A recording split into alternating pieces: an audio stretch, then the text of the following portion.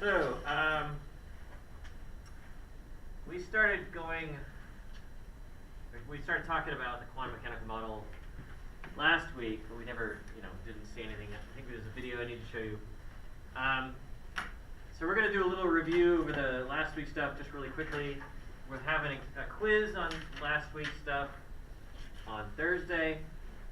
That's going to cover all the shell model, core charge model, subshells, all that stuff that we went over last week.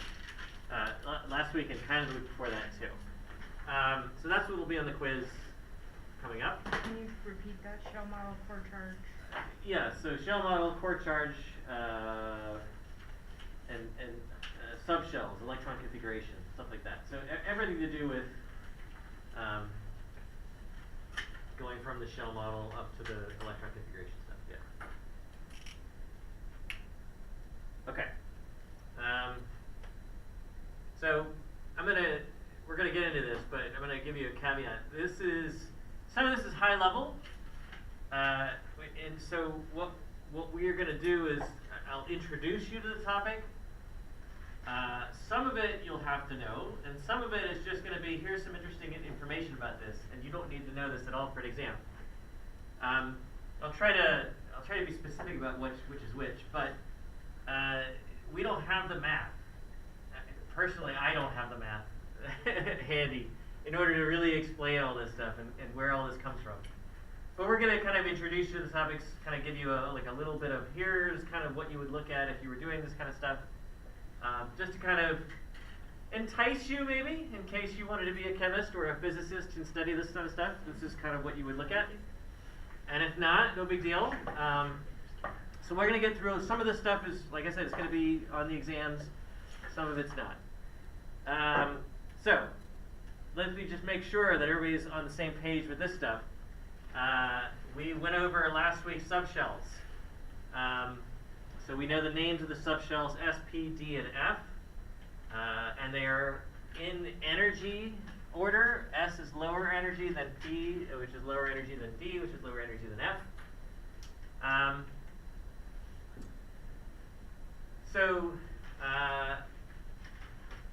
Yeah, I guess that's all we can say about that. The S and P subshell. So, for instance, in shell 2, there's a 2S and there's a 2P subshell. They are different energy, but they're close in energy together. So, if you remember the photoelectron spectrum, you'd have peaks that are separated by the slashes that kind of indicate they're really far away from each other on the x-axis. But then there are some that are right next to each other, and those are like the subshells that are in the same shell.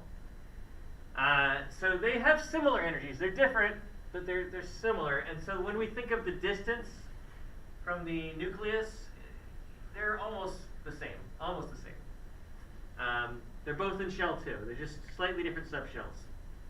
So if you had to kind of have an image in your head of what they would look like, that's kind of how you think. Now, different shells, so shell 1 versus shell 2 versus shell 3, those have very different energies. These are the shells that we looked at when we did the hydrogen emission spectrum. We looked at the energy levels.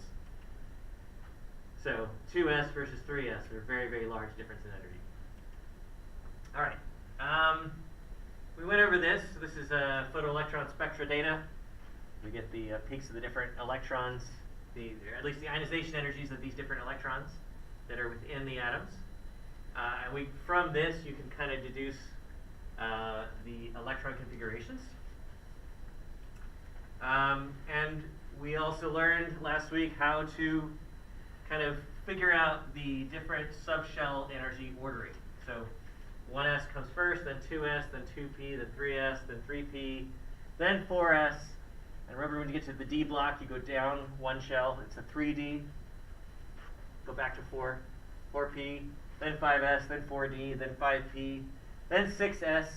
And don't forget, after this group, we go down here, then it's 4F, then 5D, then 6P. And so when you get to the F block, you go down 2 shells. Anyway, we learned that. This is how you find a quick electron configuration. Yeah? I was just wondering, so D holds 10, but how many does P hold again? 6. 6, okay. Yeah. So you can count the groups that are in that block. And so there's 6 groups in P, 10 groups in D, and 14 in F. So we did this. So in addition to regular electron configuration, there's the noble gas shortcut, or otherwise known as the condensed electron configuration, where you replace the inner electrons with a noble gas-like electron configuration. So I think we did this one. And that helium, this one's pretty simple. This one represents 1s2, that's it. So if you replace that with 1s2, the full electron configuration is 1s2, 2s2, 2p1. Okay. I think we talked about this as well. So in addition to regular electron configurations for neutral atoms, you have to consider what happens to the electron configuration when we add electrons or remove electrons and make ions. So what we found, and this is kind of, I just kind of told this to you last time, is cations tend to look like the previous noble gas. So calcium 2+, which is a calcium that has 2 electrons missing, has the noble gas like electron configuration. It looks like argon. It looks like the noble gas that comes right before calcium, which is argon. And an anion tends to look like the noble gas that comes next. So sulfide, which is S2 minus, a sulfur with 2 extra electrons looks like argon as well. And just to remind you, there's a term we use to say that these are related. These are isoelectronic, right? So calcium 2+, sulfide, and argon are all isoelectronic. They have the same number of electrons. All right. So, and I think we did this too. What is the electron configuration for the rubidium ion, rubidium plus? And I remember that a lot of people put D, but the answer was C. So D is the answer for plain rubidium, neutral rubidium. If you look at the periodic table and you find where rubidium is, it's number 37. And so the way we would do electron configuration is it's a krypton core. So it's got inner electrons like krypton. And then it's 5, because of period 5, S block 1 right there. That's regular rubidium. Rubidium plus means it's lost an electron. So that electron that was there is now gone, and you do not write 5s0. You just don't put it there, okay? So it's just the krypton core now. It's got an electron configuration just like krypton. Yeah? Quick question, you might jump to this, but in homework on my mastering, it talked about the ions and finding out the ionization energy of which, putting them in order of which ionization energy is larger, smaller. I don't know if you're going to cover that, but it did cover that on the. We did talk about that earlier, like last week. So it's just a pattern, doesn't it? So if you're talking about neutral atoms, as you go down the periodic table, ionization energy goes down, and as you go left to right, ionization energy goes up. Now, if you're talking about comparing isoelectronic element or atoms, so if you compare, for instance, chloride Cl minus and argon and potassium plus. Potassium plus. So those are all isoelectronic. They all have the same electron configuration as argon. And then if you ask which one, now ionization energy is not the best one, but which one is I larger? mean, as far as size, yeah. So size. If they're isoelectronic, you can't look at electrons, so we have to look at the protons now. The one with the most protons is going to be able to pull the electrons tighter, so it'll be the smallest. So that is potassium plus, is the smallest out of them. And then chloride, Cl minus, is the biggest because it is the fewest number of protons. So that's isotonic? Isoelectronic. Isoelectronic. That means they have the same number of electrons.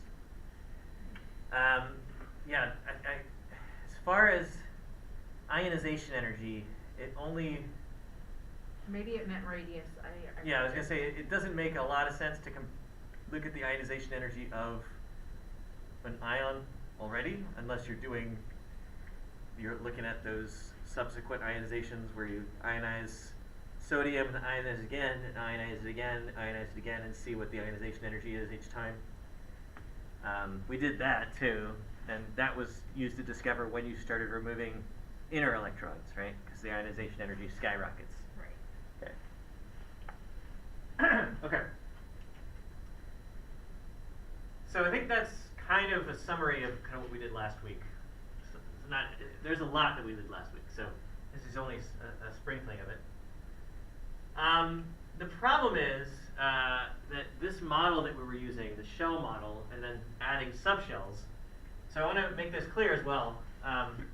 With our shell model, we did, phosphorus, for instance, it has a plus 15 at the nucleus, and then it has its first shell, it has its second shell, it has a third shell, and we would draw electrons, 8 here, and then 5 on the valence shell. So that's the shell model. We added subshells to this, and it would get a little, confusing and a little bit messy if we added subshells too. Like we split this into 2 subshells, we split this into 3. And so we don't draw it anymore. We actually write out the electron configuration. But I just kind of trying to show you that this electron configuration idea is just an extension of this. It's just we're just taking this to the next level. But both of those ideas kind of revolve around Coulomb's law. That's how we started. We're looking at distance of an electron to the nucleus. How attracted is the electron to the nucleus? That's all we're looking at to kind of judge how strongly held the electron is. So this idea is, we're thinking the electrons are orbiting the nucleus, kind of like planets around the sun. But it's more complicated than that in real life, okay? So that's what this is getting at. We have done experiments. Sorry. We have done experiments that prove that these energy levels exist. We've seen the Bohr equation that matches up with emission spectra. But these energy levels are not orbits. They're not shells that, the electron is here, and that's where it is flying around the nucleus. So we have to think of the electrons in a different way. And like I said, we're not going to get into why, but there's plenty of reasons why you can't think of it the first way when you're trying to get to a more complicated model to explain more things. And this is where we have to consider wave mechanics. And it's not a far-fetched idea. We've already taken light, which behaves like a wave, and applied particle physics to it. Like we've said, oh, well, now light, we're going to treat it like a particle. It's a photon. So now we treat light as both a wave and a particle. Well, what if we have to do the same thing with an electron? An electron is a particle. It has matter. It's mass. It is matter. So normally we think of it as a particle. Like, throw a baseball, you can calculate where it goes. But you can't do that with an electron. And that's because at the size that we're talking about, these pieces of matter behave like waves too. So they have both wave and particle properties, which is weird. It's weird to think of an electron behaving like a wave. I didn't show you this video, but I think it's worth trying to see it. Let me find it. The link I know doesn't work, so give me a second. I have to find the bootleg version.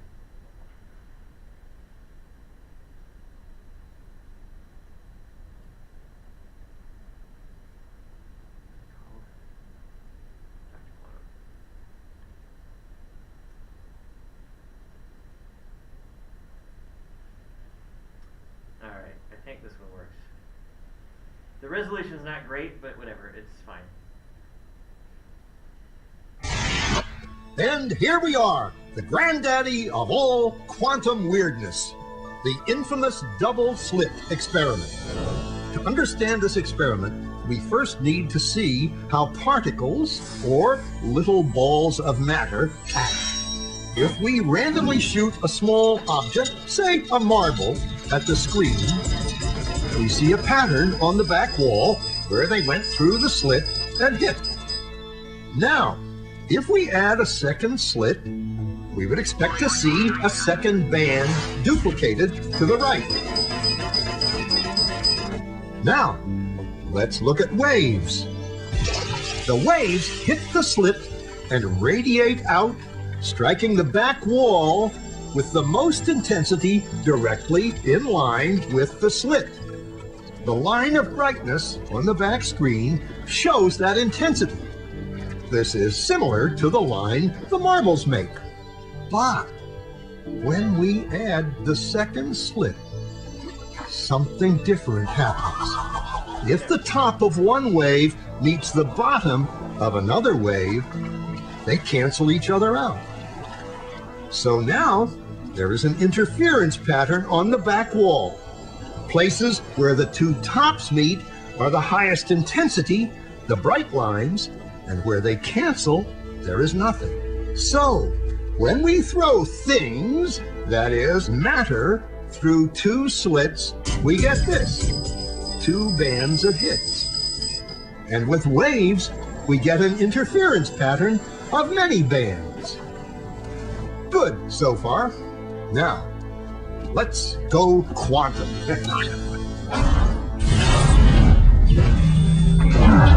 An electron is a tiny, tiny bit of matter, like a tiny marble. Let's fire a stream through one slit. It behaves just like the marble, a single band. So, if we shoot these tiny bits through two slits, we should get, like the marbles, two bands. What? An interference pattern. We fired electrons, tiny bits of matter through. But we get a pattern like waves, not like little marbles. How? How could pieces of matter create an interference pattern like a wave? It doesn't make sense. But physicists are clever. They thought, maybe those little balls are bouncing off each other and creating that pattern. So, they decide to shoot electrons through one at a time.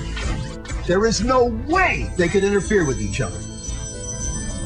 But after an hour of this, the same interference pattern is seen to emerge. The conclusion is inescapable. The single electron leaves as a particle, becomes a wave of potentials, goes through both slits, and interferes with itself to hit the wall like a particle. But mathematically, it's even stranger. It goes through both slits and it goes through neither.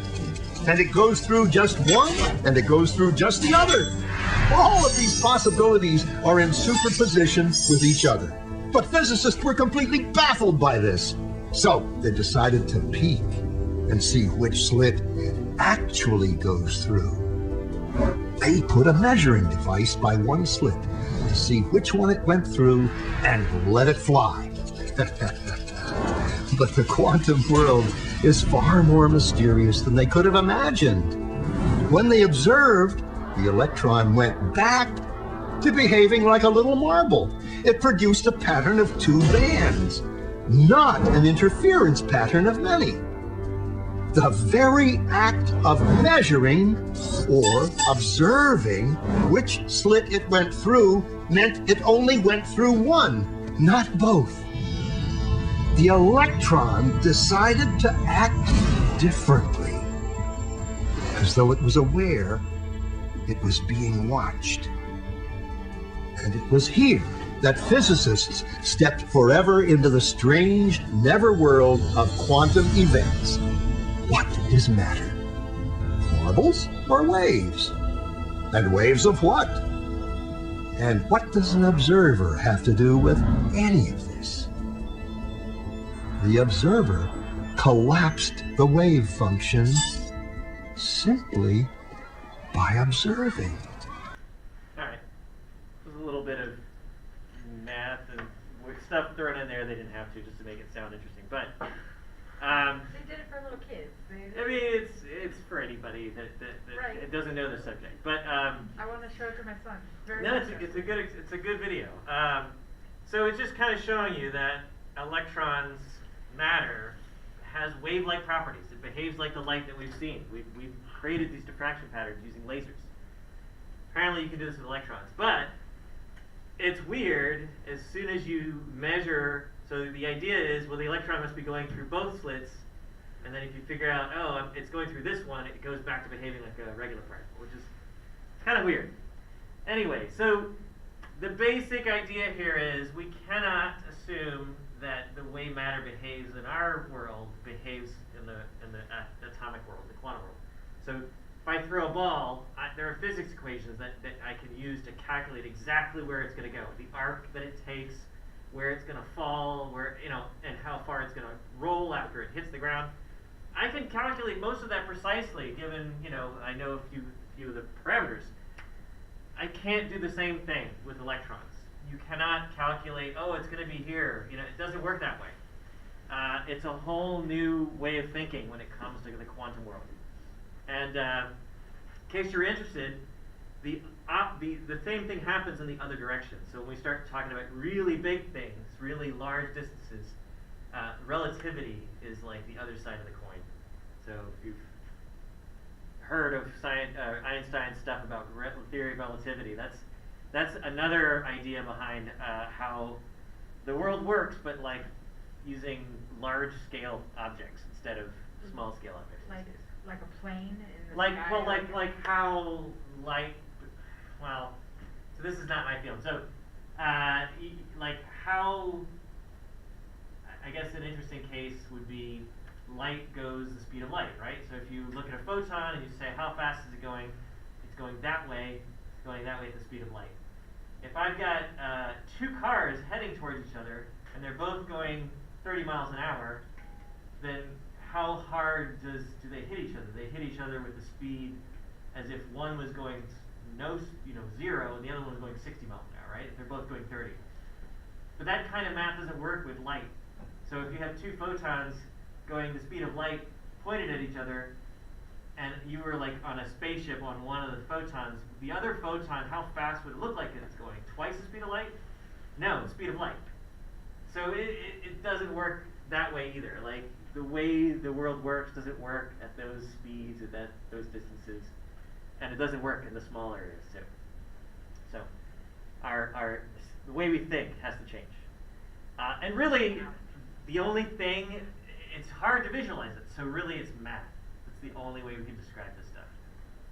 So they talked about superposition, or they talked about, superposition of equations, and so that's just all math. It's like, oh, you describe these three things using equations, and then you put the equations together. You can do that in math. It's hard to visualize how you would do that in real life, though. Here it is, the interference patterns. So electrons, how do we think of them as waves if they're not exactly matter, or like they're not exactly particles? So instead of thinking of the electrons as something orbiting the sun, kind of like orbiting a nucleus, or orbiting the nucleus kind of like orbiting the sun, we should think of them as delocalized, meaning when it's localized, I can say it's there. That's where it is. That's where it's. So delocalized means it's kind of spread out. You can't pinpoint it. And we're gonna have a couple different meanings of delocalized when we look at molecules in the future. But delocalized means it's smeared out. It's spread out over a large area, a large volume. So electrons are kind of a smear, and that should make sense because when you think of where is a wave, so you pluck a guitar string and the guitar string vibrates, it's making like a wave. Where is the wave? You don't say it's here, it's the whole string.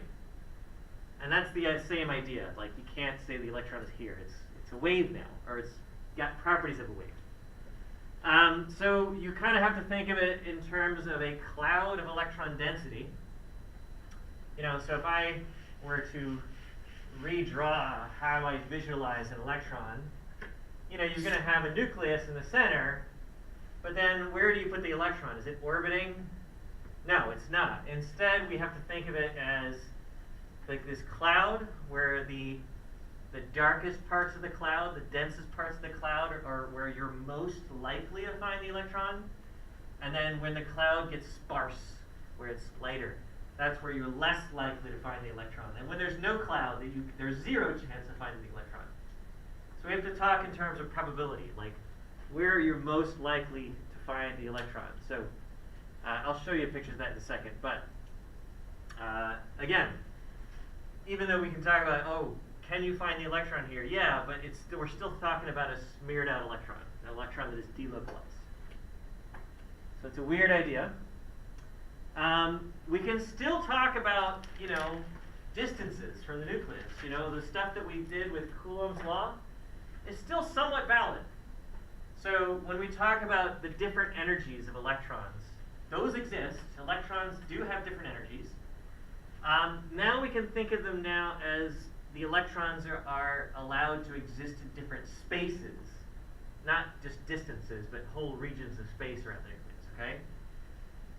And we're going to get a little bit more specific about that, but these spaces we're going to call them orbitals. So these energy states for these different electrons that we've already calculated, we can define them not only as distance from the nucleus, but we can also talk about momentum of the electron. And that's kind of a hard one to visualize if you haven't taken physics and talked about momentum. It's a little bit related to energy, although we're talking about something slightly different here. It's a little bit, it pertains to a little bit like how fast the electron can turn. So the more momentum it has, angular momentum, it can. Anyway, there's a few extra things besides just distance we can now consider. So locations of stability in space. This is going to be, not just distance, but like, can it be in the top and bottom, or the sides, or the front and back? So that's also going to be a part of like this energy calculation. And I say this not to say that we're going to do these calculations, but this is all involved in kind of understanding what the energy of the electron is. Okay. So this is where we get to Heisenberg's uncertainty principle. You have to know what it means. Yes. So we have these two ideas of an electron. We have the idea of an electron as matter. It's localized. We can define its position precisely, or we can think of it as a wave, where it's delocalized and spread out over space. And in reality, you have to think of both of them at the same time. And because of that, Heisenberg came up with this concept of, well, if you're going to think of the electron in both cases, and you have to, because that's really what the electron behaves like, there are limitations to what we can know. So this equation, what it is, that's Heisenberg's uncertainty principle. So let's define what these are. This delta symbol, in this case, it's not a change in x. What it really means is uncertainty. How much uncertainty do we have in the position, the location of the electron? So do I know it really, really well? I have a small uncertainty. Like, I'm very certain that I know where it is. Or do I not have a very good certainty? Like, I don't exactly know where it is. It's around here, but I don't know exactly. So is my uncertainty large, or is it small? And then here, this mv in physics is momentum. And again, if you're not a fan of momentum, or you don't know exactly how to handle it, in this case, think of it like an energy. All right, so mv in combination, think of it like an energy. So what we're saying here is, how much uncertainty do we have about the energy of the electron? The change in energy? No, what potential energy it has. Right? Think of it like potential energy. It's not exactly the same, but it's related. So what this equation says, that these two uncertainties have to be, when you multiply them together, greater than or equal to this. And that's Planck's constant, that's 2 pi, these are all constants. So there is a minimum of the uncertainty. Like, you cannot know the position really well and the energy really well. Because if you know these two really well, these are going to be tiny, and this defies the uncertainty principle. These two together have to be greater than this number, whatever this is. So ultimately what this is saying is that you can know the position of an electron really, really well. But if you do, you will know nothing about its energy, or very little about its energy. Or you can know the energy of the electron really, really well, but then you'll know very little about its position. So there's a balance you have to strike, and so you'll know a little bit about its position and a little bit about its energy. Also, you can satisfy Heisenberg's uncertainty principle. So what does this mean for us? It just means that you cannot pinpoint an electron. You can't say it's here. You can only talk about it in terms of probability and certainty, with uncertainty, I should say. What are the units on X there? So H is it's probably meters actually. So usually H is joules seconds, which is joules is kilograms meters squared per second squared. So it's meters in there somewhere. Yeah. So sorry, MV stands for momentum. Yeah, MV together is momentum, but you can think of it as proportional to energy if you want. So if you need a way to visualize it, think of it like energy. Okay, so all this is telling you is, hey, we are limited in the kind of calculations we can do. We cannot calculate things exactly anymore, which is a big problem in quantum mechanics. It's all going to be probabilities, and there's going to be lots of error, and there's going to be lots of approximations. It's not going to be much that is exact. So we can never be certain of the position of the electron and its energy at the same time. If we pin down the energy, we allow the uncertainty position to be greater, blah, blah, blah, blah. Okay. And you can watch a TED video if you like about it. It's too long for this class, but it's there.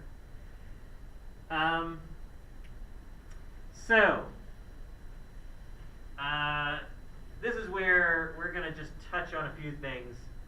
You don't have to understand this equation up here, don't worry.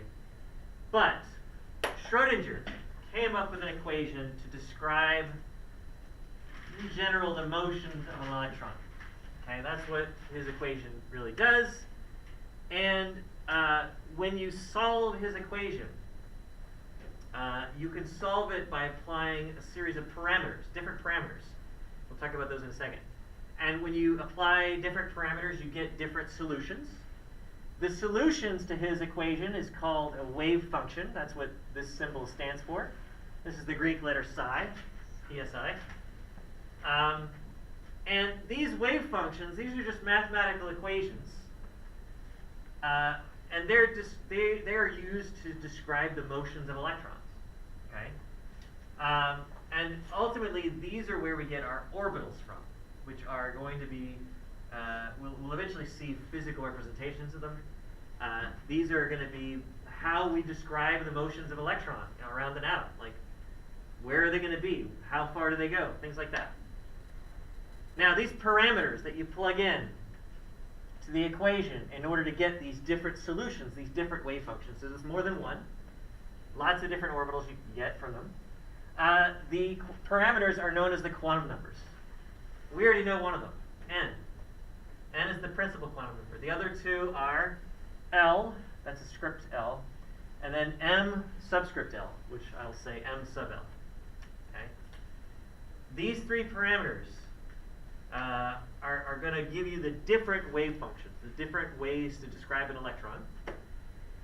Now, the equation, these wave function equations, by themselves have no physical meaning. It's like just a wave. It doesn't really mean anything by itself. But you can do stuff to it, and you can get a lot of information out of it. And the main one is if you do psi squared, don't worry about how we do it, you'll get what's called a probability distribution. So the idea is you'll be able to predict where you're most likely going to find an electron. So this is what we're going to do to kind of define what we're going to eventually see as orbitals, these spaces where we're going to find an electron around an atom. So what chemistry class would we be taking to use this equation? So I first did it my third semester of physical chemistry. So generally, if you're a chem major, you do 1 year of Gen Chem, you do 1 year of organic, and then your third year of chemistry is physical chemistry. And you'll do thermodynamics, and then kinetics, and then quantum mechanics. Oh. And then you'll actually do some of the hardcore stuff. Your homework will be like 5 pages for 1 question kind of thing. And then if you want to do even more, you'll do grad school. Like it's hardcore. Like So this is right at the end. yeah. You need to be committed to get to this stuff. I'll say this. My roommate at the time was a physics major. He also did quantum mechanics as a physicist, and he wanted to die. Like, he was having a lot harder time in his class because in physics, it's all proving equations and deriving. Chemistry is more about, I mean, you do that too, but it's more focused on understanding why. So yeah, you'll see it in both sides. It's hardcore.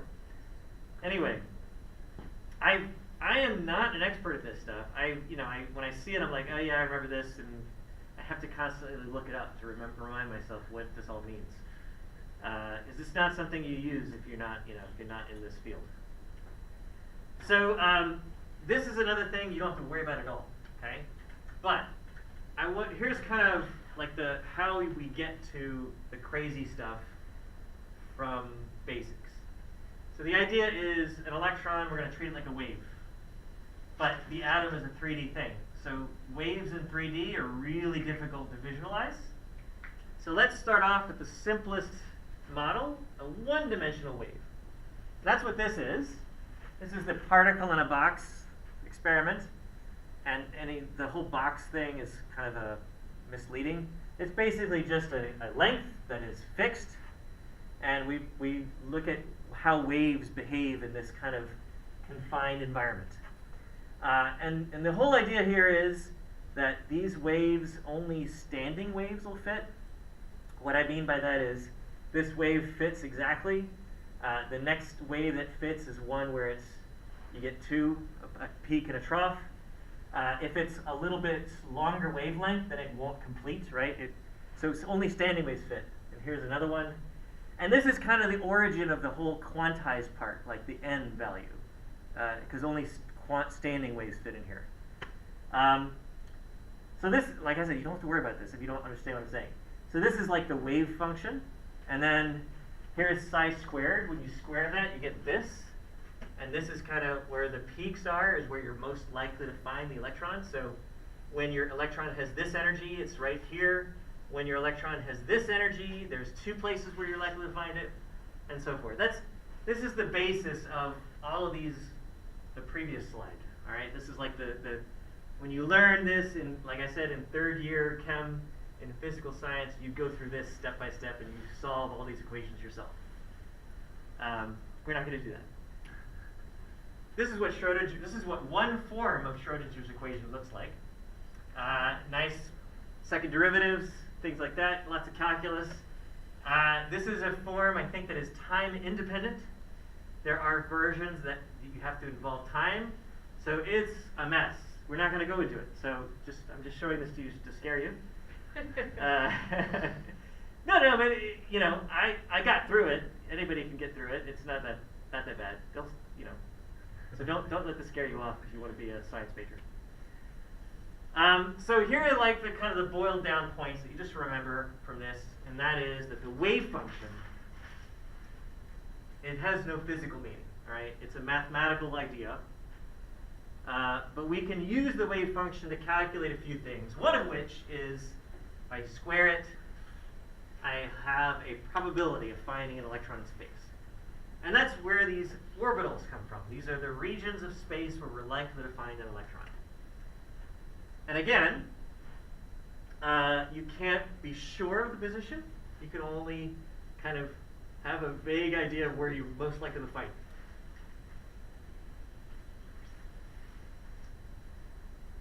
All right. Anybody's watched Breaking Bad? It's the same Heisenberg that he named himself after.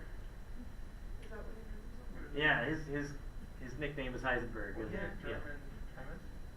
God. He was a chemist. He was a chemistry teacher in high school. Yeah. But the Heisenberg guy. I don't remember his Winston. name. I think it was the, I'll have to look it up. Real quick.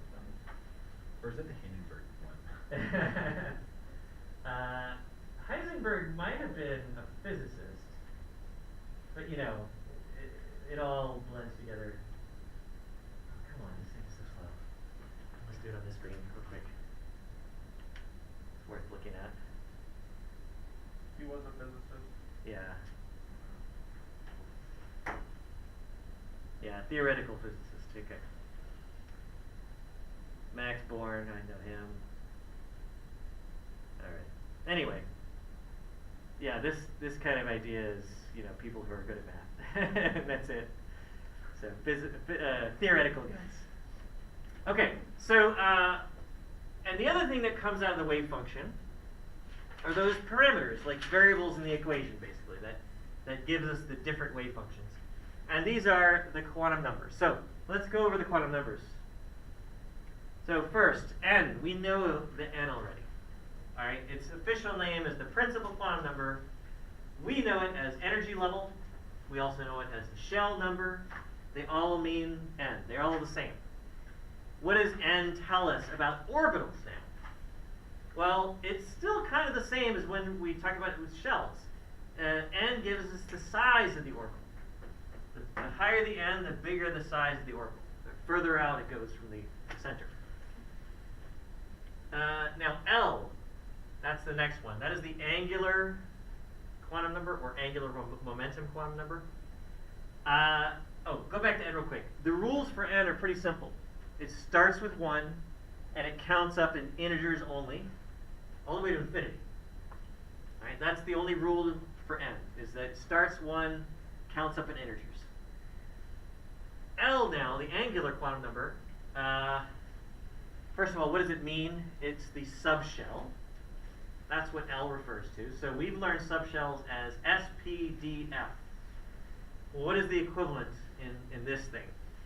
Well, when L is 0, you're talking about an S subshell. When L is 1, you're talking about a P subshell. When L is 2, it's a D subshell. And 3 is an F subshell. So there are rules for L as well. And L depends on what n is. So you have to define what is n first, and then you'll know you can define L. L is all of the integers from 0 up to whatever n minus 1 is. So, for instance, if my n was 3, then the values of L that are valid, well, 3 minus 1 is a 2, so 2 is my max, but it's all of the integers from 0 up to 2. So 0, 1, and 2. Those are the values of L that are possible. So what does this mean practically? If I am at energy level 3, the subshells that I can see that are allowed are the S subshell, the P subshell, and the D subshell. Does that make sense? So that's true. We know this already, right? When we get to shell 3, there was an S, 3S, there was a 3P, and then eventually there was a 3D as well. So this hopefully makes sense. It corresponds to the subshell model we already know. So that's how you do L. L is based on what n is. Right? So let's do n is 1. If n is 1, what is L? What could L be? Well, it goes from 0 all the way to n minus 1. N minus 1 is 0 already. So L is 0 is the only value, which makes sense. In shell 1, the only subshell that exists is what? The S subshell. There's no 1P. Yeah. For n is 3, you're essentially saying you can minus 1 to get 2, and then minus another 1 to get 1, and then essentially. I mean, you could do it that way, but I think a better way to think it is the max is 2, n minus 1. Okay. And then all the integers up to that. Okay. Yeah, from 0. All right. Now, what else does it mean? What does it mean in terms of the orbital? So we know that L is the subshell. That links our previous model. Well, the L in the orbital tells the shape of the orbital. So we're going to go into detail about this, but the s orbital is spherical. Okay. The p orbital happens to look like, sometimes looks like a dumbbell like this. Sometimes it looks a little different. It's got two lobes, and we'll get to that we'll look at that more specifically later. But it really depends on which artist you have drawing your orbitals. So d orbitals have usually 4 lobes like this. So the shape is what L tells us, shape of the orbital. And then finally, m sub L is the magnetic quantum number, and that has rules as well. M sub L depends on what L is. So, you have to pick one of these. So let's say we pick 2. If L is 2, what is m sub L going to be? Well, the rules for m sub L, it's all of the integers between L and minus L. So L is 2. We're looking at all the integers between 2 and minus 2. So 2, 1, 0, minus 1, and minus 2. Now, what does m sub L mean? All right, 2 things. 1, the number of orbitals that exist in that subshell. So the fact that there's 1, 2, 3, 4, 5 values here means that there's going to be 5 d orbitals, right? L is 2 is a d orbital. So 1, 2, 3, 4, 5 d orbitals. That's how they come in sets of 5 d orbitals. The other thing it means is the orientation. So if you look at this one here, so look at this. If your L is 1, your m sub L can be 1, 0, or minus 1. There's 3 p orbitals. And what do they look like? Well, one of them is oriented along the z-axis. So if you have a 3-dimensional Cartesian coordinate system, x, y, z axes, one p orbital is going to be aligned along the z-axis, the other one's going to be aligned along the x-axis, and the third one's going to be aligned along the y-axis, sticking in and out. Yeah. I have a question. I must have got lost, but how did you find with L? So you had L equals 2. How did you find out what sub M sub L is? M sub L is? So How the did you rules do for that? M sub L is it depends on what L is. It's all of the integers in between L and minus L. So if L is 2, it's going to be all of the integers between 2 and minus 2. If L is 2. Yeah, so it'll be all the integers between 2 and minus 2. So it's these. But here it says, M sub L is equal to L all the way to -1 or Negative L. Negative L. Yeah, these are both L's. Yeah, L to minus L. Yep.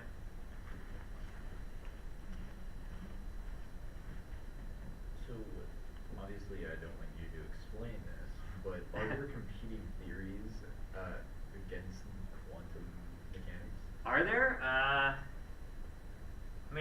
think I see a guy on Twitter who keeps putting weird theories.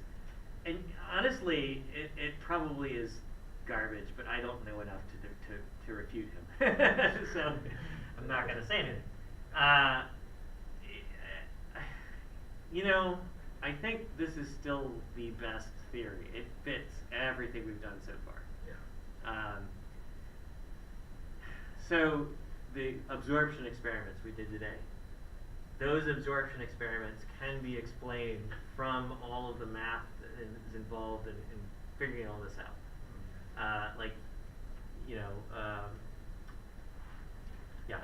It's complicated to go into, but yeah, everything we've thrown at it fits so far. So, if somebody comes along with a better model, an easier to understand model, and it fits everything still, then that might be a better model. But it's got to work with everything that we know so far. Yeah. So this so far,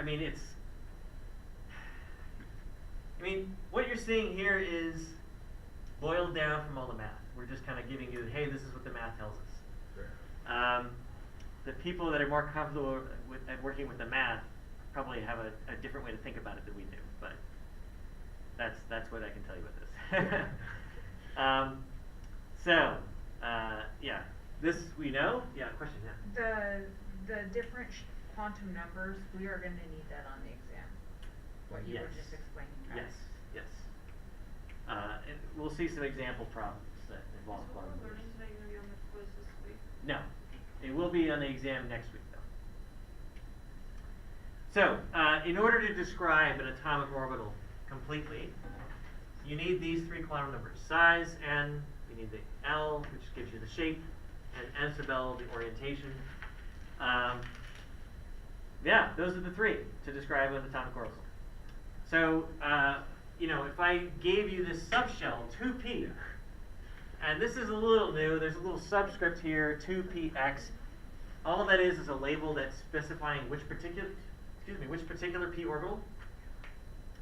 Well, could you write the quantum numbers that go with this? Well, the fact that it's a shell 2 means n was 2.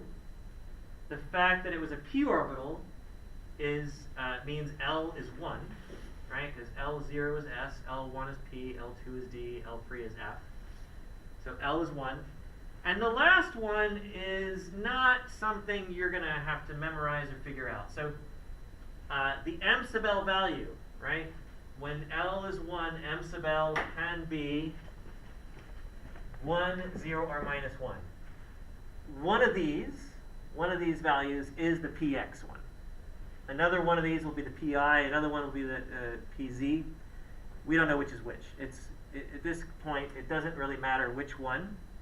Like, is this m sub L 1? Is this m sub L 0? Is this m sub L minus 1? It doesn't matter. So don't worry about that part. At least the n and the L are the ones you have to know to identify which particular, keep getting shocked, which particular orbital you're talking about. There's a storm coming. Okay. Are you okay? Oh, sorry. Yes. Okay. So let's go over the shapes real quick. So you saw some, brief, and you might have seen this before if you took any high school chemistry. This is one of those things that is easy to teach and make students memorize, so they teach it. But if you haven't, it's okay. We're going to go through from scratch here. These are the s orbitals. Notice they're all spherical. And the only thing that's different between them, in this case, is the size. As you go to 2s, it's bigger. 3s is bigger. Here are the three orbitals overlapped. The other thing I want to kind of mention is that, remember that orbitals don't give you definite positions of an electron. They just give you, hey, you're most likely to find an electron here. And in fact, the calculation for the shapes of the orbitals don't give you these nice boundaries. In fact, really the way you should think of it is you've got this cloud of electrons that's really dense at the center, and then as you get further and further away, the cloud kind of gets less and less dense. So this boundary really shouldn't just end, it should fade away. Does that make sense? But it's hard to draw that, and it's hard to see that sometimes, and so what we do is we just create a false boundary. We assume, okay, let's contain 90% of the electron, or 95% of the electron, and that's where we set our boundary. And that's why they're drawn like this. They're drawn with solid walls. But in reality, they're not solid wall boundaries. They just fade away like that. Okay? So that's another thing to keep in mind when you see all these artistic renderings. So another thing that is not apparent from these solid pictures is that there's actually a little bit of structure inside. So a 1s orbital is pretty boring. It's just a sphere that fades away. This one actually looks right. It fades away. It's not just a solid end. But when you get to the 2s, it's spherical still. But if you cut it in half and you kind of look at what it looks like through the middle, there is a region right in the middle, it's like a spherical region even, where there is 0 electron density. meaning there's this region where you can never have an electron in that area, in that position. We call these nodes. You know, they get more interesting as you get to larger and larger shells. You get more and more nodes. Don't worry about it too much. This is just kind of, hey, there's more to it than what you're seeing usually. And again, we only really look at it from the outside. So yeah. I have a quick question. If it's only a probability of an uncertainty of knowing where the electron Uh-huh. is, how do we know that we have nodes? If they're Well, if you don't know where it is so the math, precisely, then so the math will tell us with certainty that there is 0 electron density, but otherwise it'll tell us there's, you know, some big percent chance of finding the electron here. We're most likely to find it here. Yeah, I get what you mean. I do get what you mean. If we don't know, then how do we know? We can, so let's put it this way. The electron is somewhere in there. Mhm. We don't know exactly where, but we definitely know it's not in these node areas. Okay. So we can be sure about that. You can calculate where the nodes are. Yeah, and we can be pretty sure that it's not outside here, because the chance of finding it out here is like 0.00001. It's like minuscule. But everywhere else, the chances are kind of, you know, some are higher, some are lower. But, you know, if you freeze frame, I mean, it's weird. You can't even say, oh, I'm going to freeze time and point at the electron. It doesn't work that way, because the electron is still, you have to think of it as smeared out. So, yeah, it's just, here's what this is going to be good for. And it's not going to be good for us, because we're not going to require, you know, we don't need to know that the electron looks like this to succeed at this class. What I'll tell you about this is knowing this will do things for you like understanding shielding better. So remember what shielding is. Shielding is where inner electrons shield outer electrons from the nucleus. Well, by understanding these patterns better, you can see, oh, an electron in a 3s, even though it's higher energy, can penetrate closer to the nucleus than a 2s electron, or 2p electron, excuse me. And so that's why we study this kind of thing. That's why these patterns are useful for us. It's not going to be useful for us. This is where I would say we're showing you this just to show you something, and that's it. We're not going to really do much with it. Okay? So these nodes, the whole existence of the nodes here, it's not important for you guys to understand for any other purpose than just to know it. That's it. And then in the potential energy and orbit size, n is the quantum number. That's what we're talking about. So it would be. Yeah. So the quantum number of n increases as potential energy increases. They're proportional to each other. Yeah. So that n is the same. So when we did the hydrogen atom and we measured these energy levels, right? N is equal to 1, n is equal to 2, and then we did 3, and then they got closer and closer together. Those energy levels is the same n we're talking about. Yeah. Okay. But now we have subshells, and we have the orbital model in addition to all this. So we're just basically making things more complicated. All right. Here is a p orbital. What you're seeing here is a. Here, let me go back to the shell little S one real quick. Oh, it doesn't have it. So what this is a probability distribution diagram for a p orbital electron. And I wanted to show you one for S real quick, because you're like, oh, that makes sense, and then you think about it a little bit more, you're like, how does that make any sense? So an S1, here's distance from the nucleus.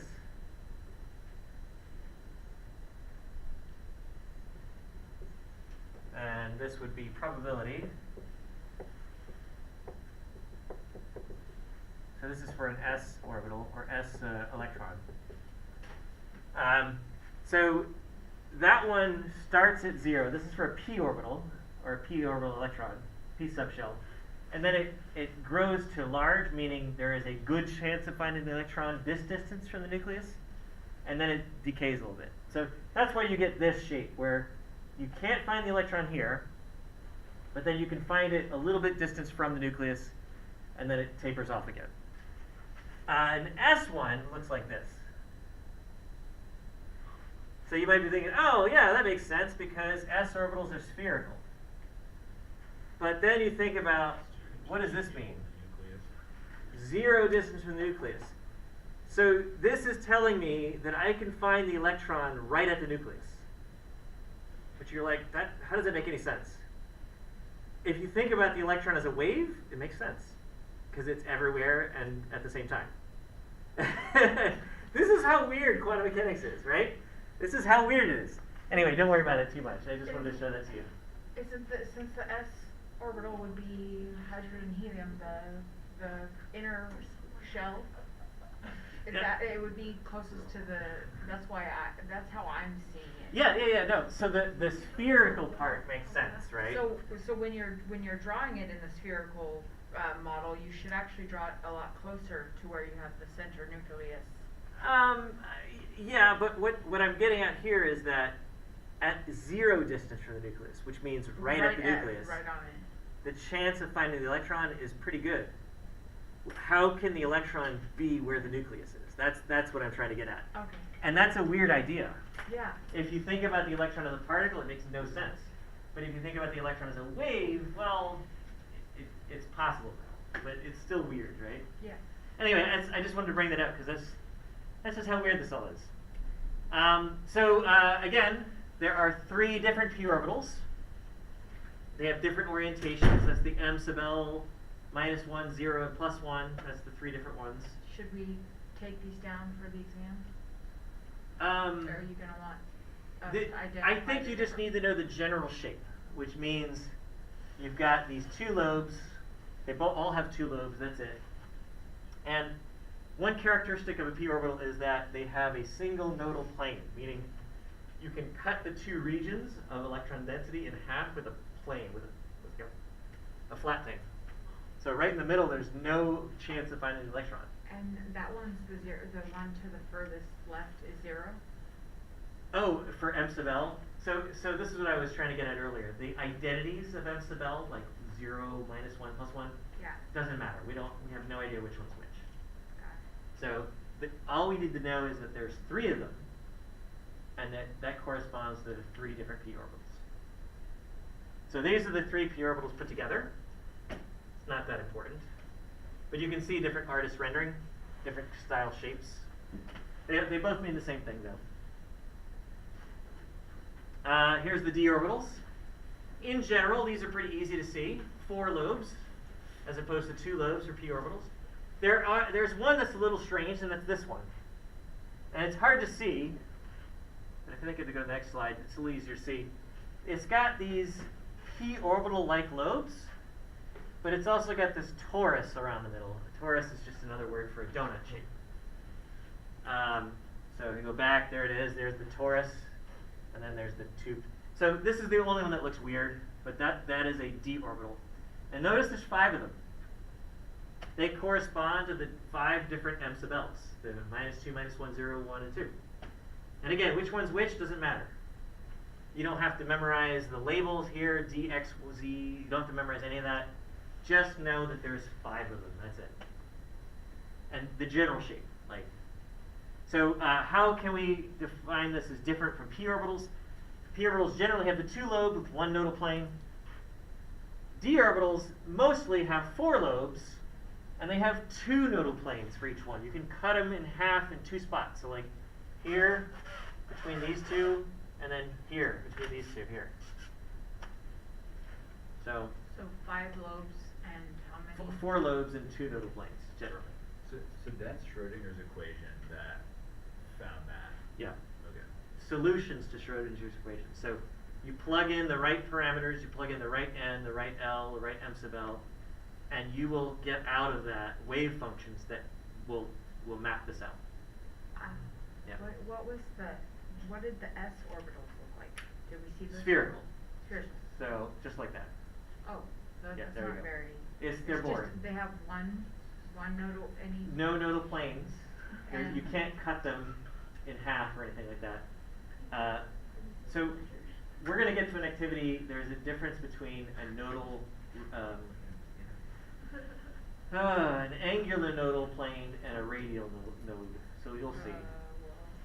But it's not a big deal. I would say that this is not something I'm going to really test you guys on. So here's again, there's d orbitals. If you put all the d orbitals together, the 5 of them together in one, it gives, you see that mess there.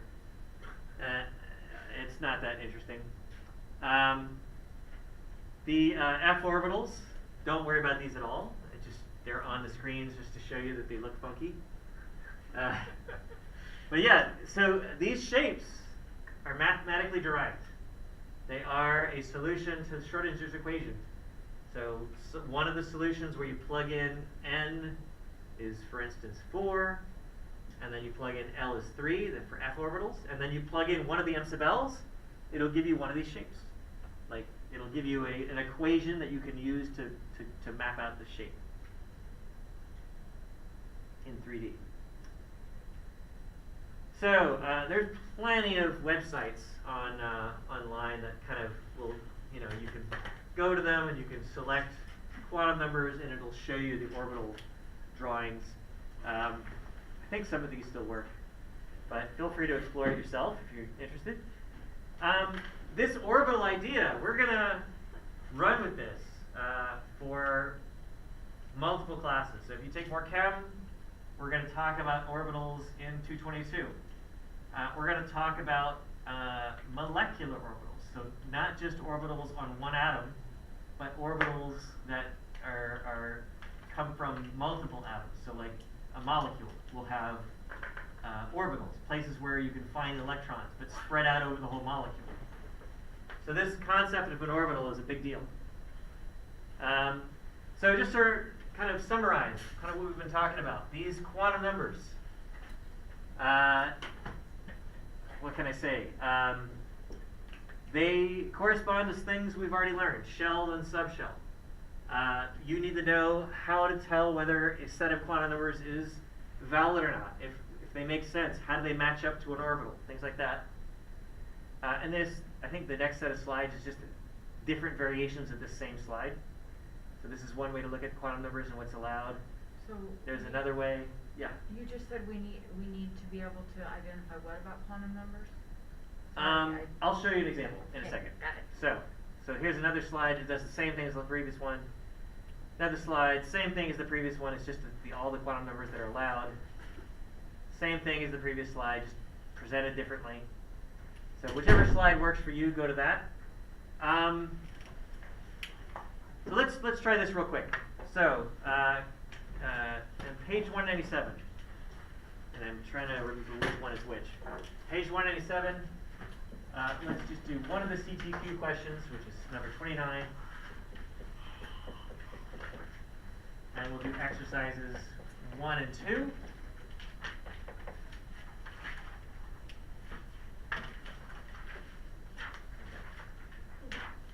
So a covalent bond like throws us way out of the water, right? Or is this, So when we start to get to covalent bonds, you can model them simply, which is what is a good idea. yeah. But when you start getting into things like which we'll get to, resonance, which is these electrons that are in double bonds that move around the molecule. It might be helpful to think of it in terms of a molecular orbital, a giant orbital that spans the entire molecule, where those electrons are in there somewhere, and it works. And that's exactly how we like predict absorption spectra and IR spectra and all that stuff that we haven't done yet. The reason this can't be L can't be greater than that. Is that how this is Yeah, done? well, yeah, for the example, yes. Yeah. In that case, yeah, if n is 3, L can never be 4, yes.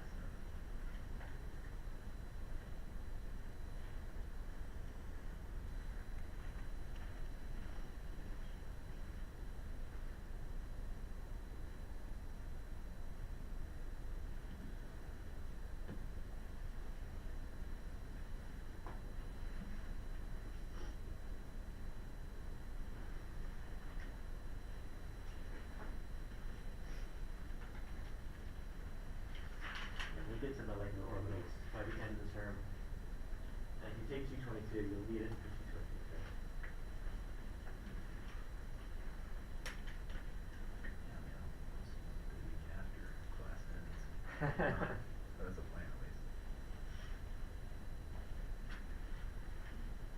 I'm hoping they'll give me 223 in the fall.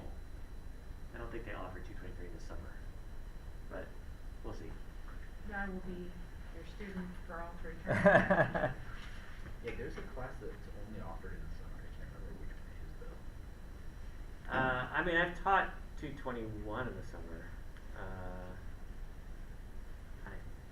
I'm not sure, maybe I've done 222 as well, but I don't think I've ever seen 223 because it's very few people need 223.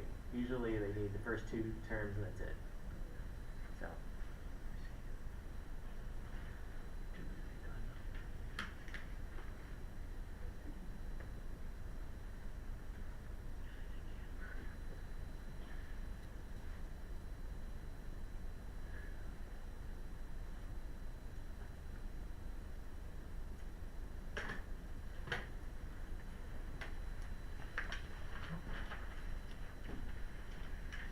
So we got here, Mm-hmm. and I'm not sure how to get from M to L. So the rules for L are always based on n. So if your n is 4, the highest L can be is n minus 1. Right? So L is all of the integers starting from 0 all the way to n minus 1. So what's that highest value in your case? 3. 3. So it's all the integers from 0 to 3. Okay. So 0, 1, 2, 3. So L. It will be, yeah, those are possible values for L because, you know, it'll be one of those for when you pick it over. But those are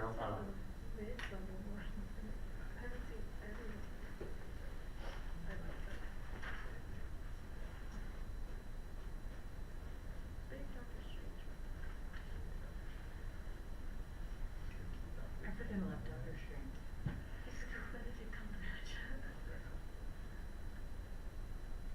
He's great. The Cave is awesome. Dr. Strange. Yeah, his game is sick. He's also Sherlock Holmes. he was surprisingly a better Sherlock Holmes than Robert Downey Jr. And he was good, but he was. I've never Robert seen Downey Jr.'s? No, I've seen Robert Downey Jr.'s, but I Oh, haven't the, Oh, the you should TV watch- Sherlock is You good. should watch Benedict Cumberbatch. Yeah. He's the perfect Sherlock Holmes. Like I was like, Robert Downey Jr. is really good, and then Benedict Cumberbatch came by and he's like blew out of the water. I know. It's a perfect level of neurotic. Well, they interpret him as like kind of autistic, but kind of on the spectrum, right? Yeah, So yeah. it made sense. Yeah.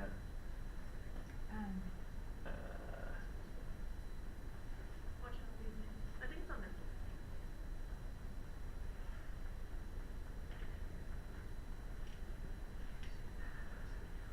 If you like Reacher is a good show too. If you like detective shows. Reacher? We're talking? Yeah. Oh my god. You just have to do 1 and 2. That's it. Oh. You're done. Yeah. But yeah, I think in that case, you were doing that one. Yeah, that's right. Just a quick question. Can this exist? Because it says that L can only go up to 2. So L is equal to 3. No. If L is 3, then you're talking about F Oh orbitals. wow, this just came out. Oh. And L can go as high as infinity. It's just we don't normally see it in higher than. So next I'm time I gonna actually write did this this again. in. If you go You don't wanna know. you like watch the last episode Yeah, of so Reacher. L4 exists, but like we don't really have it, you know, we don't really actually see that. But yeah, Reacher on Amazon Prime. It's super violent, but not super violent. But it's anyway, it's good. Violent in a good way. Just the right amount of violence. To like one, tier 1 to 3. That was on Yes. But also for this one, Yeah. particularly when it's more kinetic energy, right? Or am I confused? Well, no. So arrested, whatever. But no, so the more nodes something has, the higher the energy level it's going to be. Oh, so that's not kinetic, that's just energy. So it's going to be at a higher potential. Oh, I see, But he's okay. like Yeah. crazy. A lot of trauma. All right. Yeah. So really quickly, I think we're good with this, but just to make sure, you know, this is a very, very common problem you're going to see in quantum numbers is which numbers are allowed, right? So I give you a set, and you have to say, oh, these are good, these are no good. Why are they no good? You know, so make sure you can understand why this one wouldn't work. You know, so for 2, 1, and 2, we're basically saying n is 2, L is 1, and m sub L is minus 2. Well, when n is 2, L can be 0 and 1. That works, right? You go through the math. But if L is 1, the only possible m sub L should be 1, 0, minus 1. That's what's allowed. You cannot have a minus 2 in this case. Yeah? And is that because of the amount of orbitals that can be in the shell? Right, yeah. So, I mean, it makes sense also. Yeah. So L1 means p orbitals. And we know already that p orbitals come in sets of 3. So you can't have, well, this doesn't, it's not obvious, but these are the only 3. The 1, 0, and minus 1. So minus 2 m sub L wouldn't work. Okay. All right. This is a very common problem. Okay, so expect to see something like that. And then the rest of this, I don't think is very difficult. So for 1, 0, 1, 2, and 3. And then for number 2, this is the p orbitals, right? P orbitals, f orbitals. L3 is an f orbital. But anyway, m sub L is going to be 3, 2, 1, 0, minus 1, minus 2, minus 3. 7 of them. Okay. Wait, For for number 2? number 2, yeah, the m sub L's are going to be every integer between 3 and minus 3. So 3, 2, 1, 0, minus 1, minus 2, minus 3. So, sorry. So 1 is not negative 4 to 4? No. So for 1, the values for L are going to be 0 all the way to n minus 1. So this sets your maximum. So n minus 1 in this case is going to be 3. So it's 0, 1, 2, and 3. Okay. Takes a few problems to get used to this and to memorize it, but it's not. It won't take you too long. You just do a few homework problems, you'll be like, okay, I get it now. Okay, so, like I promised, there's plenty of these. Which of the following is not valid? They're all good except for 1.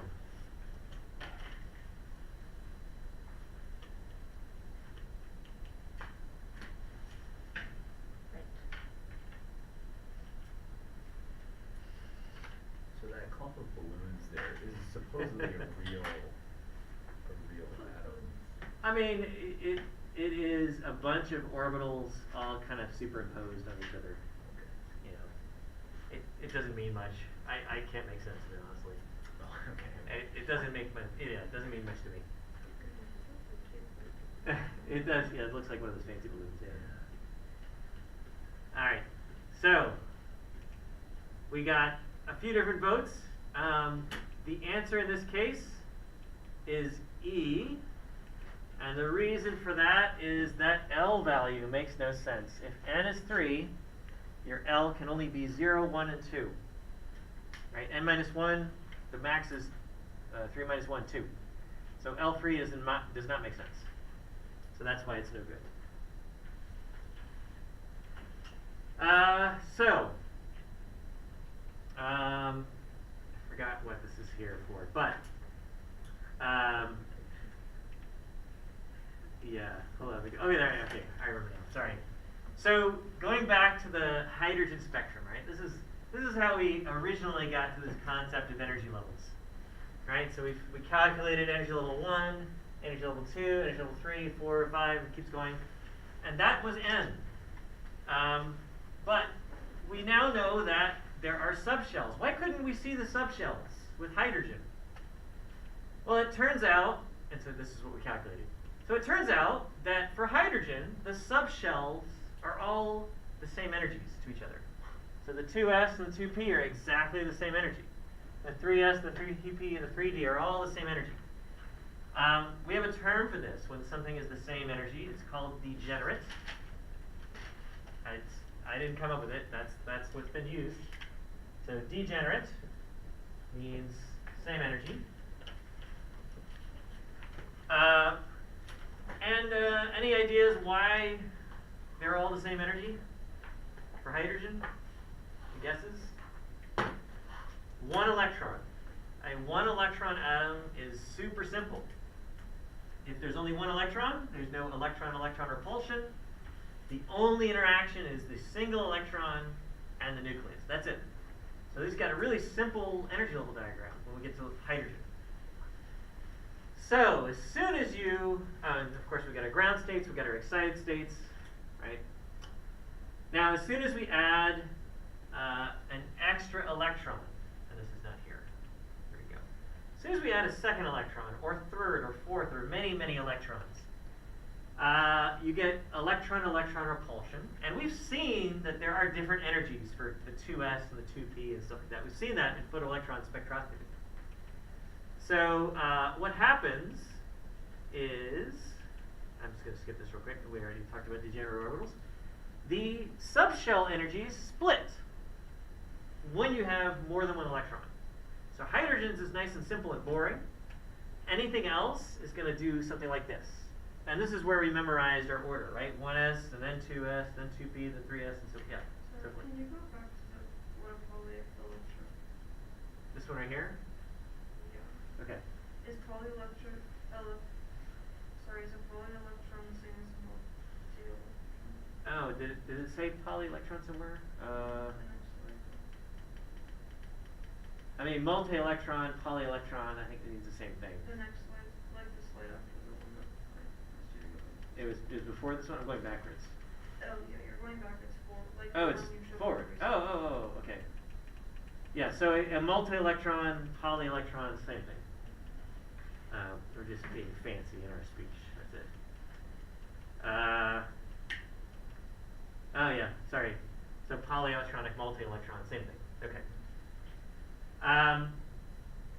So next after after 3p, we memorized 4s. So if I did the 4s in here, it would be like right around here, like kind of just below 3d. Now the horizontal position makes no difference. We just split it all up horizontally to make it cleaner looking. You could just as easily put these right here, put these right here, put these right here, because all that matters is the energy, the vertical part. Okay, we just spread it out to make it look nicer. But the splitting is because of the shielding effect. Okay, so some subshells shield better than others, and so you're going to have these different energies.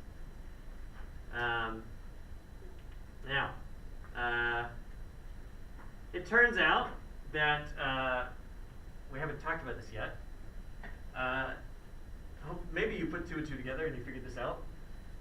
Each orbital can hold a max of 2 electrons.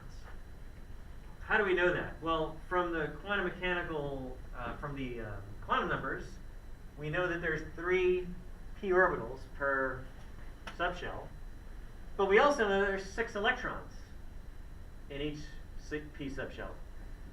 So if there's 6 electrons and 3 p orbitals, that must mean there's 2 electrons per orbital. Okay.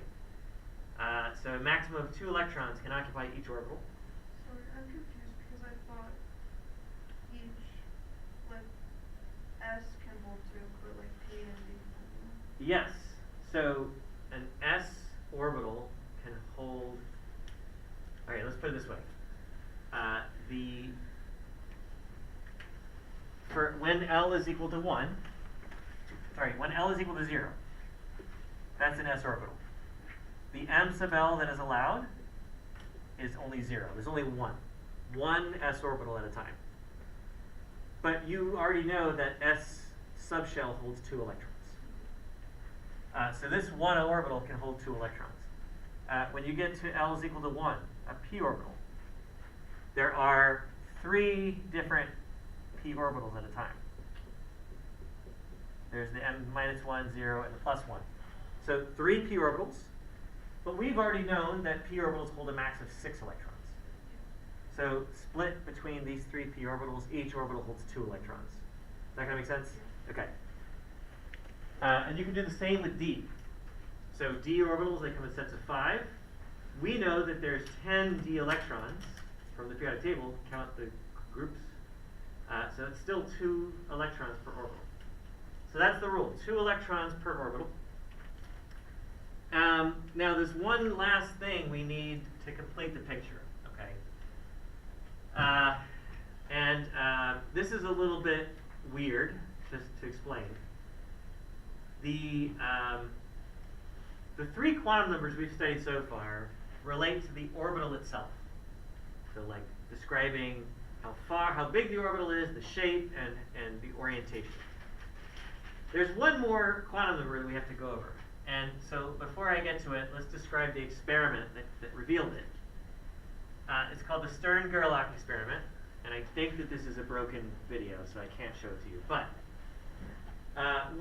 what they're doing is they're firing beams of atoms through a slit to make sure that it's just one little stream. And then the stream goes through a really, really strong magnetic field. Now, if you think about this normally, if your atom is neutral, there's no charge on it, there really shouldn't be anything that will influence that atom from being in a magnetic field. Like, it should go straight through. But what happened is, when they did this experiment with silver atoms, instead of the atom going straight through and hitting the detector here, half of the atoms went down, half of the atoms went up. Nothing in between. Just some went up, some went down, which is a really weird result. If you do the same thing with zinc atoms, zinc doesn't do that. Zinc, if you shoot zinc atoms through, they'll just hit the back and that's it. So what's happening here? It turns out that silver atoms contain a single electron that has a property. I mean, silver has way more than one electron, but one of these silver electrons had a property that made it interact with a magnetic field. And the property of that electron made it either go up or down, and just those 2 options. So the only way they can kind of reconcile this is by giving the name to this property of an electron, and they called it a spin.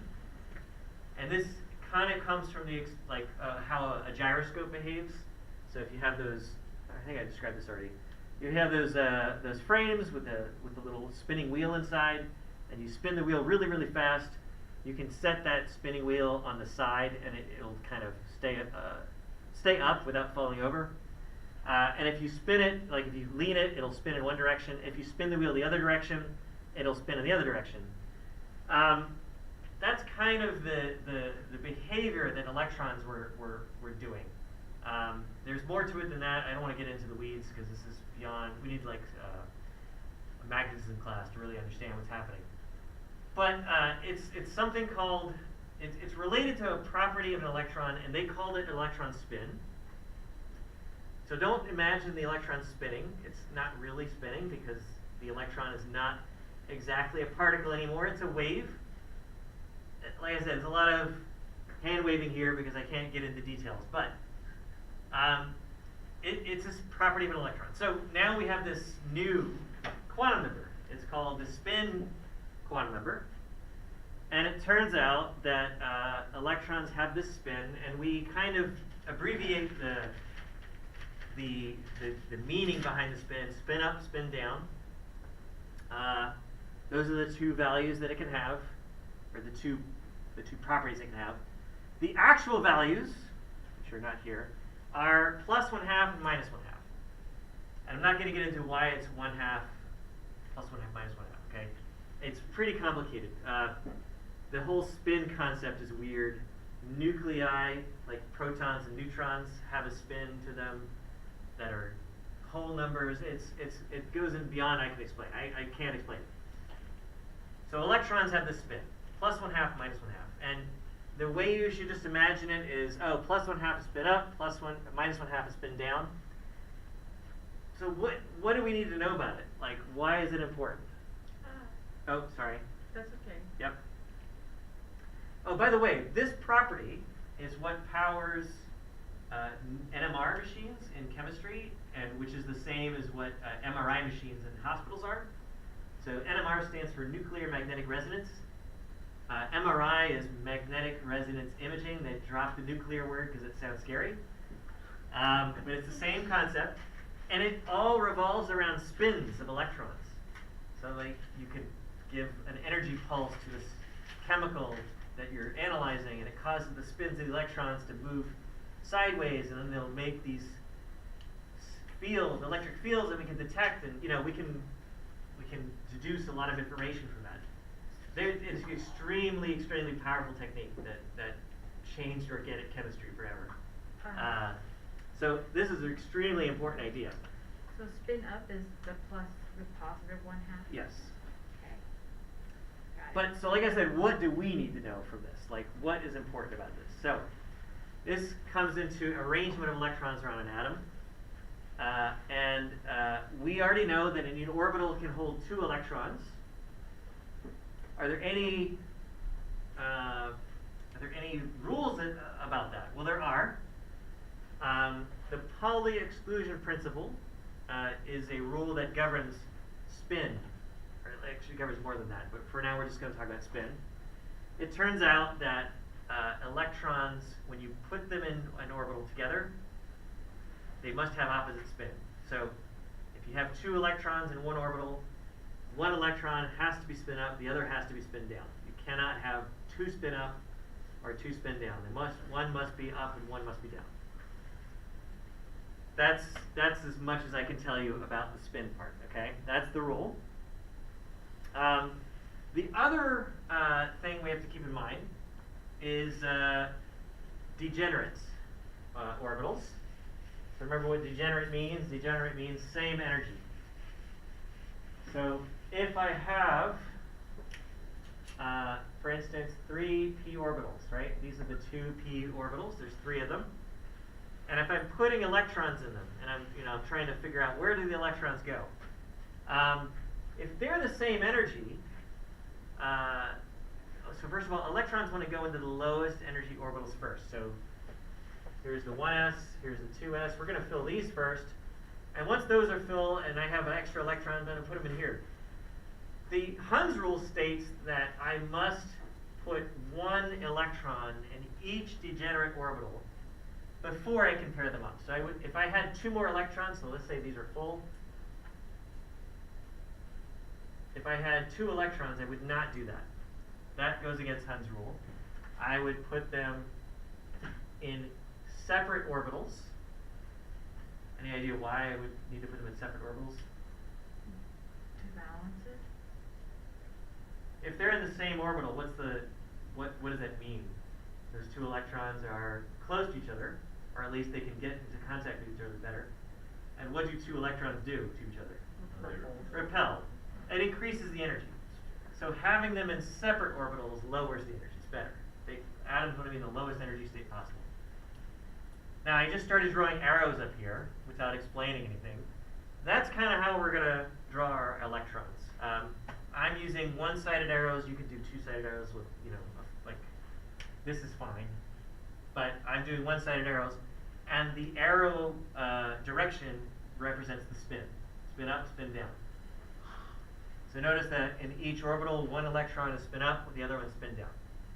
I did 2 spin up electrons. If I did 2 spin down electrons, it'd be the same. It's fine. But if I put 2 electrons in the same orbital, 1 must be spin up, 1 must be spin down. And they can exist for a moment before they pair up as either up or down, depending. Like just how you put 1 electron in each shell. So that is a high energy state. That is an exciting state. It doesn't want to be like that. So it would drop back down to the other one. So if I asked you to draw an orbital diagram, that would be wrong. Put it that way. You'd have to draw it the low energy way. Can we get an example of an orbital diagram? Well, I mean, so this is one. This is, so here. This thing, which has 1, 2, 3, 4, 5, 6 electrons, is what carbon looks like. That is the orbital diagram for carbon. So you have energy here, and this is basically showing you where every electron is in greater detail than just the plain old electron configuration, right? So this matches to this. That's the electron configuration for carbon. This is the orbital diagram for carbon. Right. Now, you don't have to always do an energy scale. You can do it horizontally too, and I'll show you that in a second. But the only difference between them is this one doesn't show the individual orbitals, and it doesn't show the spin direction. That's all. This one shows the individual orbitals, and it shows spins. So, Hund's rule: if you have 3 electrons, and you're trying to put them in degenerate orbitals, orbitals that have the same energy, you need to separate them. Don't put them together like that. So that's bad. That on the left is good. And then the Pauli exclusion principle. This is where electrons must have opposite spin in the same orbital. So if we have to pair up electrons, one up, one down, not both up. Now I'm going to complicate things, not for the class, but in general. This is actually, like, you see this in nature, but it's high energy. It doesn't last very long. These states, this is like what happens when you do like fluorescence and stuff like that. Like, Or lightning? So for lightning, that is way more complicated. So that is going to be, there's a difference in energy that's so great between air masses that electrons get transferred from like in the air and create this giant bolt of light. I mean, I think it's more complicated than I say. Cool. Yeah. That's like a static shock down to Earth, right? Where there's a bunch of electrons. Yeah, There's a bunch of electrons in Earth, and it's just going up into the positively charged sky. I think it's just two different. It's just two air masses colliding, creating all this extra energy, and the energy has to go somewhere, and so it rips its path to the Earth. It forcefully generates ions, and then that's why you smell ozone, and because that's the byproduct of making all this. I don't know. It's complicated, but yeah. Do you remember the rubbing your feet on the carpet? How the carpet steals your energy, and Yes. then you're stealing. So that from is someone literally rubbing electrons away. Isn't that what happens with lightning? Kind of. We've lost electrons on Earth. Things are energetically charged, like someone rubbing their I might be simplifying things for the lightning. I know when you're with static shock, yeah, you're literally rubbing electrons from one surface onto the other. You're developing an overall charge, and you got to get rid of that charge somehow. I don't remember how lightning honestly works, but it has to do definitely with giant masses of air colliding with enough energy, and that energy has to go somewhere. Right. It's probably more complicated than what I just said, but that is not my field. Let's put it that way. So carbon, which is correct for carbon, I mean I've got it spoiled right here. It is A. A is, so this is an orbital diagram that goes horizontally. So you don't actually have to scale it on an energy axis like this. You can do it horizontally, and it's going to be clear from the order which one's higher in energy. As you go left to right, it's higher in energy. Okay. I wouldn't write it like this though. I would write it more like that, where you draw little boxes. So here it's clear. This is one orbital. Here's another orbital. Here is a series of orbitals, 3 of them, but they're connected, meaning they're the same energy. So even though these are not written bottom to top, you can tell that that's the lowest energy, that's next, that's the highest energy. So what element is that if it's neutral? Or fluorine. Yeah, this is fluorine. There's a couple ways you can tell. One is just count all the electrons. This is going from the beginning. 1, 2, 3, 4, 5, 6, 7, 8, 9. 9 is fluorine. Or you can look at the valence shell, the 2s, the 2p. 1, 2, 3, 4, 5, 6, 7. Fluorine is got 7 valence electrons in shell 2. So that is fluorine. Yes, question? I'm just still confused on like how did like for the last one, how did you know it's going to be like an arrow going or 2 arrows going up the same way? So, okay. The reason why I like the next slide better than this one is if you drew boxes around this, it'd be a little easier to see. This is one orbital by itself. This is another orbital by itself. These are 3 orbitals, but I would put them, like, tie them together because they're all the same energy. They're degenerate. It's not like the ice.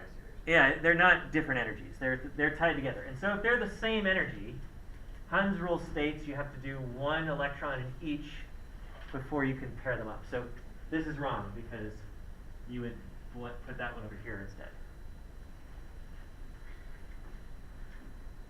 Okay. So there's fluorine.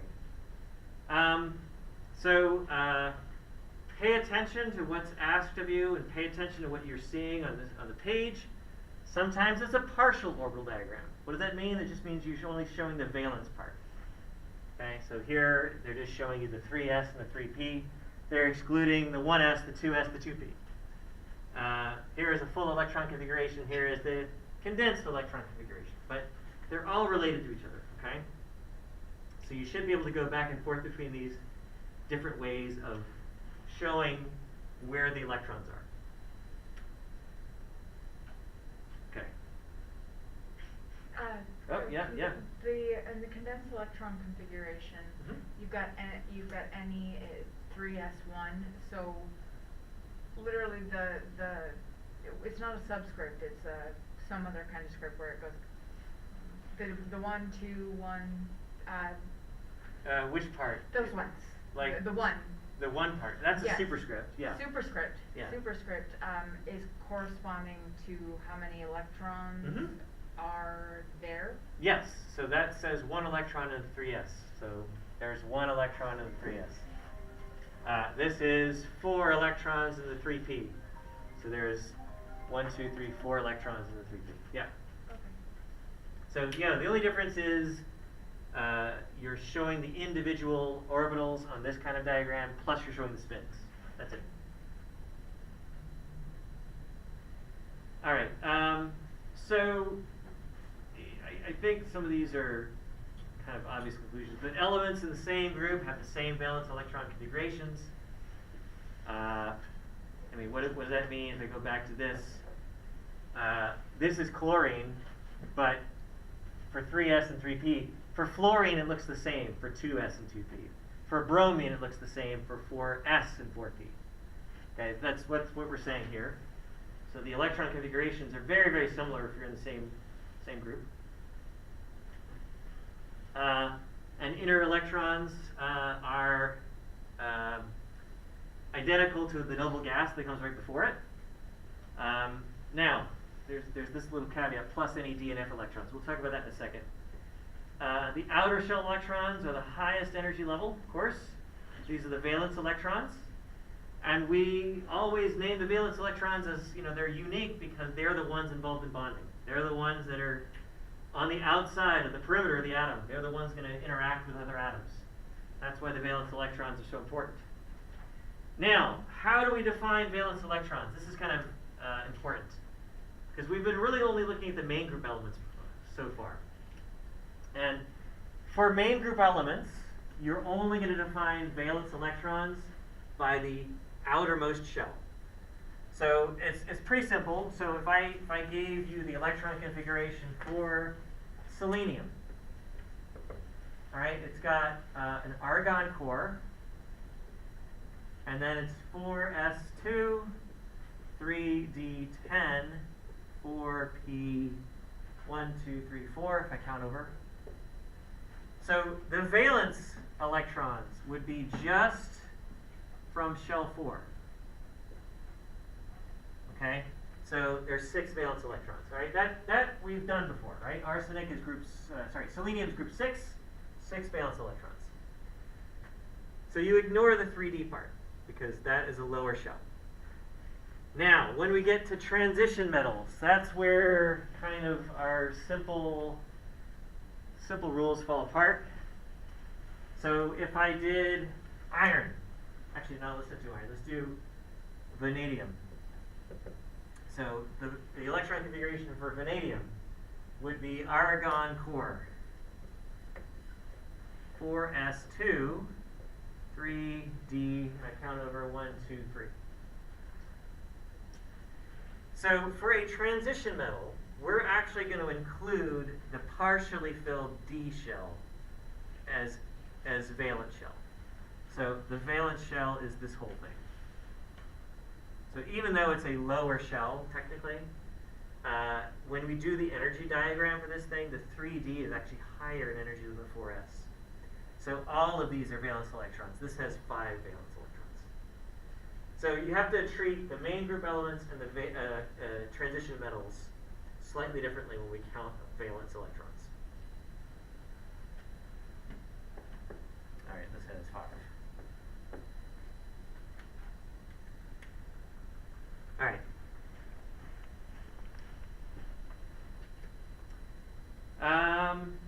Okay.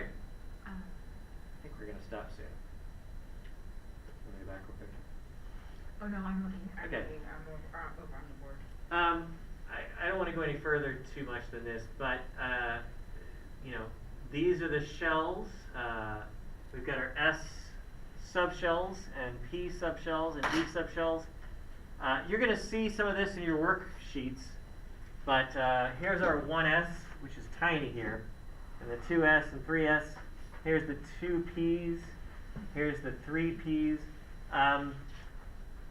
Yeah, so these shapes kind of are consistent. They change a little bit, but they're mostly consistent. So let's stop here. Let's just stop here, and we'll pick this up on Thursday, and we'll finish up all the quantum stuff. So, you know, I would say a good third of the stuff we went over today you'll never see on an exam. It's just kind of informational. But, you know, the stuff that we had practice questions on, you know, that's the stuff you need to know. So, yeah, question?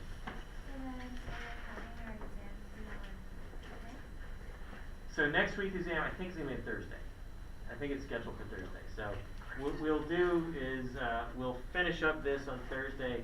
Next week, Tuesday, we'll do a review. Like, we'll do a practice exam again.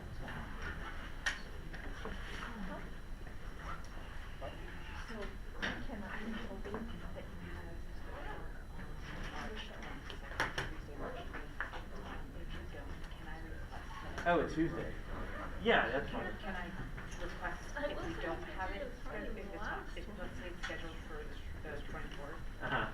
No, I'll do it early. Don't worry. Okay, because I just wanted to request it on the 22nd. Okay, yeah. I'm going out of town the next That's day. totally fine. I'm Yeah. flying out to San Diego. I'm actually going to probably have one on Monday too for the other one.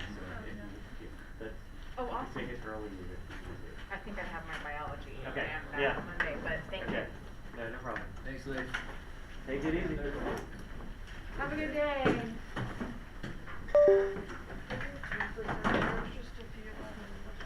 Okay. Yeah.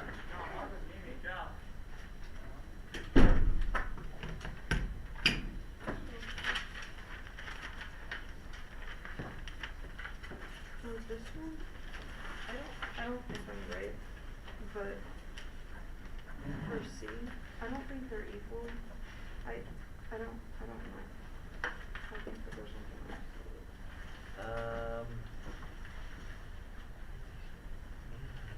Okay. Oh, okay. So if we're considering, so this is the model in 7A, which is the 11th electron goes in the second shell. So the idea was Which is for wrong. yeah, it's wrong. Yeah, they would be one extra neutron, or sorry, one extra proton. So greater nuclear charge, but it would still be the same distance. And so it would be as if sodium was the next after neon in the same row. Right? So if the model was the wrong one, it would be as if the sodium wasn't there, it was next in line after neon. Okay. So what is the trend as you go to the right? The ionization Yeah. energy slowly increases. So it's less. So sodium, So. well, which one is which? The ionization energy for sodium would Oh, actually be greater. more. Yeah, Okay. yeah. Why greater? Because there's a higher nuclear charge, and it's the same distance to the neutron, the nucleus. So higher charge, same distance, you'd have a greater attraction. So higher ionization energy.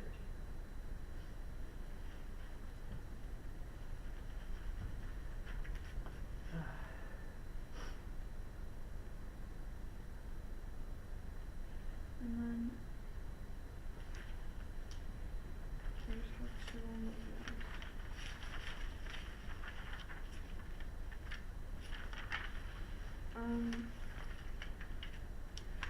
Okay. 3, 6, and 2. I don't understand, or I forgot me. I don't know if I did before.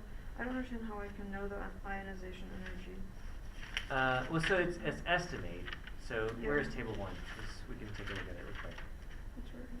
So, all right. What was it for? I think it was for bromide. Yeah, bromine. Yeah, bromine. So let's see. I guess if we compare like atoms, so fluorine, chlorine, bromine are very similar. So as you can see, they're gonna all that's gonna change is bromine's gonna be shell 4. They're gonna be the same number of valence electrons, and notice that the ionization energy goes down.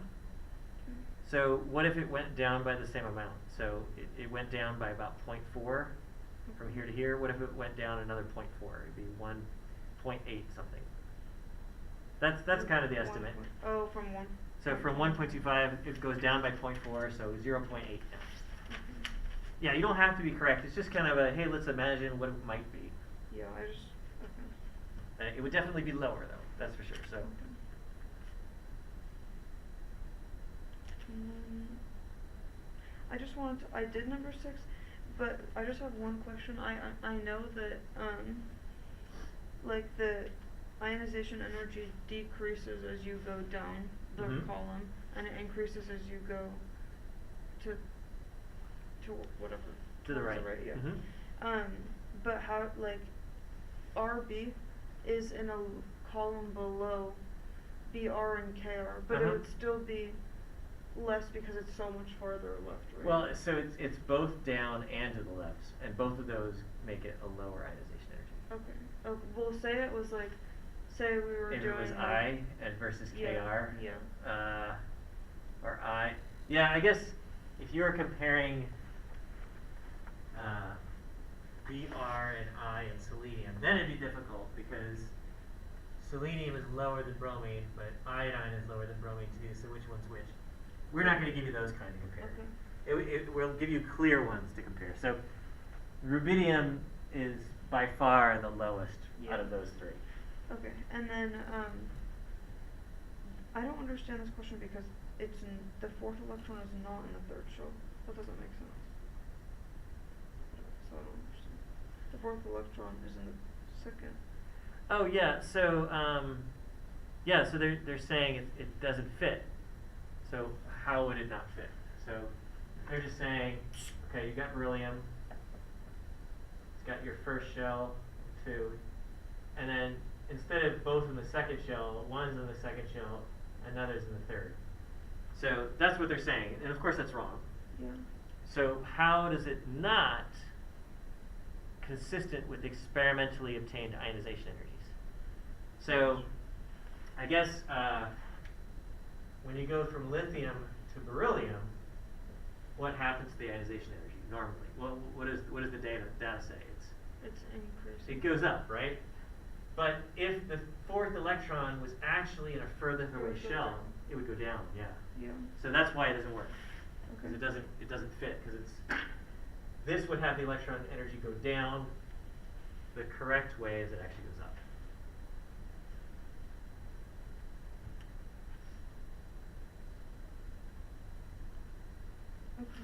Thank you. Yeah.